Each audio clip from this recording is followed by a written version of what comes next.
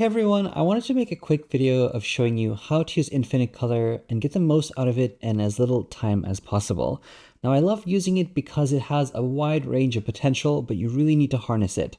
So for example, I have this image here and I create this beautiful color grade, and in just a couple of seconds actually, and I was so happy with it that I decided to use it as an example of how to go about this. So in the beginning, once you load infinite color up, you'll notice one thing. When you hit the create button, it actually changes the colors quite a lot. And that typically isn't so great for a portrait. You can obviously reduce the opacity, but what happens is you have to do that every single time you hit create, and that doesn't work so well for every situation.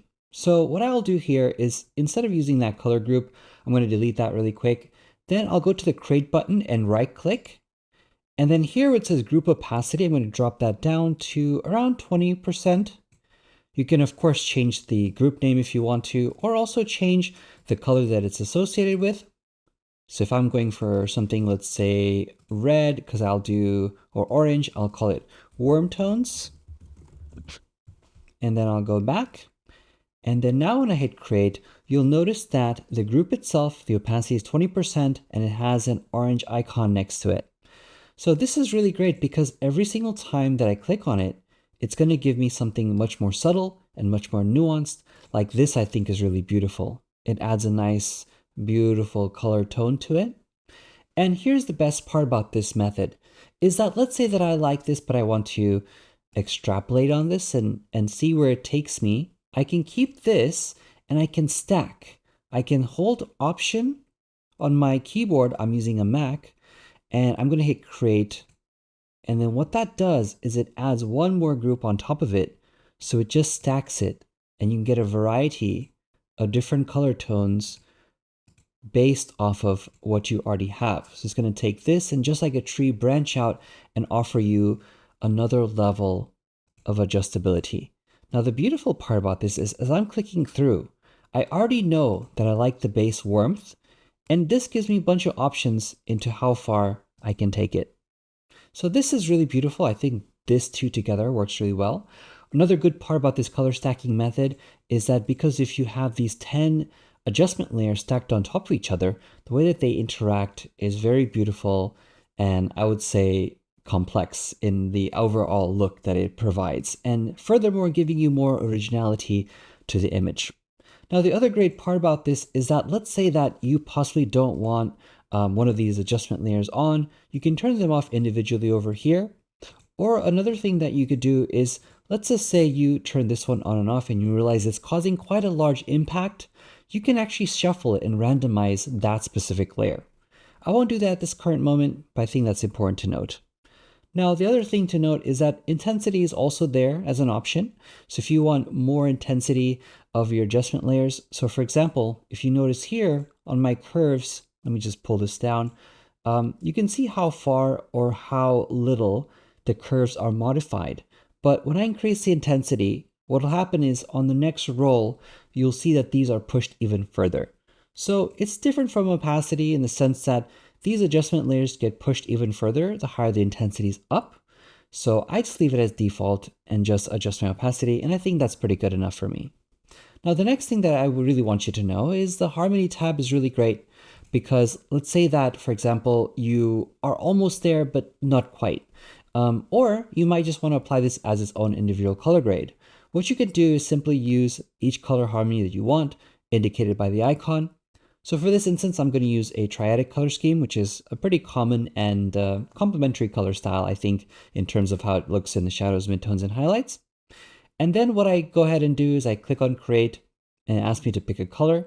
So I'm just going to pick a warm tone, let's say something peachy like the lip, and I'll say okay. And what that does for me is it adds a color gradient map on top, which you can see here. When I click on the icon, you'll see in the properties, you'll see it says red, yellow, and blue, or that peach tone, and it goes across.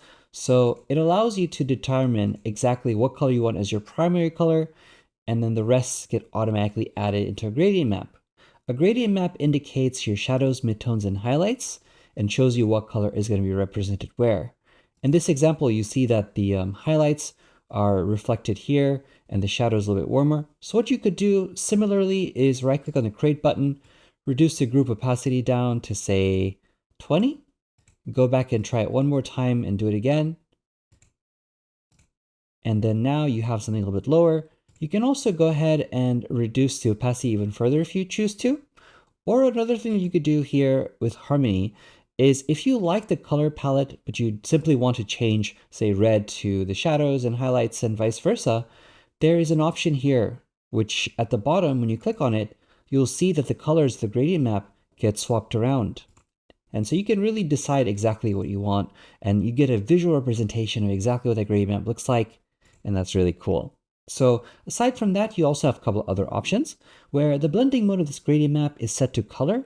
You can also click on the C here and change it to soft light and change it to color again. And so you have the option to really determine what impact the gradient map has on the photo. Of course, manually you can also go in and choose any of the other ones, but I choose to leave this as either color or soft light for the most part. I would say soft light really adds a little bit more punch to it as well, a little bit more contrast, because the way the colors interact in soft light blend mode really changes the depth as well. So really decide what you want. You can also pick a bunch of other options too. So say if you only want a two-tone color scheme, you can really do that, which is quite nice. And the best part about this is you don't have to hit the create button again. You simply just change the actual icon here and you get a different color scheme, which is really great. You can see at the top right here in the gradient map, it doesn't really change much, which I think is really cool because it interpolates the information it already has and figures out, hey, if you already want that for your color here, then the rest of these should be fairly obvious, and that's really cool. So you can shop around and see what works best. I like to use it typically after a color stack like I've done here, or even by itself, perhaps at a higher opacity. And that way you can set something off really nicely and then perhaps use infinite color on top of that. So it really depends on your choice as a creative and how you want to explore color. But I think overall this should give you a really good idea on how it works. Also, as a really quick side note, you can also randomize the colors of your gradient map. So over here at the bottom right, you'll see this icon. This is a randomizer. So when you click on it, pay attention to the colors of the gradient map here. When I go back and randomize it again, you'll notice that you can really just decide whatever you want based off of whatever it generates. And this truly gives you an unlimited number of options. You can also go and do the same thing by changing different color schemes here and then randomizing it. So it really gives you a tremendous range of possibilities for color grading. There's a couple of other tools too, like for example, if you decide that you want to save your gradient map, you simply click on it and then you say plus, you can say right click for setup. And just in case, I'm just going to go ahead and hold shift and make sure the gradient map and the group is selected for good measure. And then right click on the setup and I'll just call this warm map. So make it really simple. And there we go. And then once I delete that, I can go back and click on that one more time. And then it'll automatically load my gradient map with the appropriate opacity, the name, and everything. So there you go. Let's take a look at the before and after just really quickly. So you see we've come quite a long way in such a short period of time, making it look like a commercial, clean beauty image. Well, I hope that helped. We gave you an idea of how the create button works, the intensity shuffles, turning them on and off, harmony, as well as some of the other tools on saving it. You can also explore some of these other options down here. They just add a bit of contrast, fade, grain, and so forth. Just give that extra little touch and some versatility in your images. So I hope that helped, and I can't wait to see how you use infinite color in your work.